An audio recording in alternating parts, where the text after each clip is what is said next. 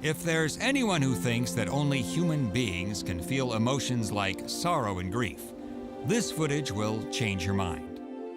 An elephant family in Kenya's Amboseli National Park comes upon the bones of their own matriarch. As they tend to do whenever they encounter any elephant bones, the elephants first gather around the bones in a defensive circle. Then they turn the bones over, picking them up, feeling every crevice.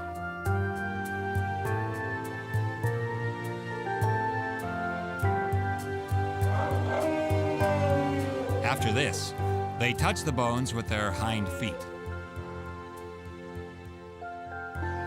Scientists who have studied elephant behavior are certain that elephants experience deep emotions and have some understanding about death.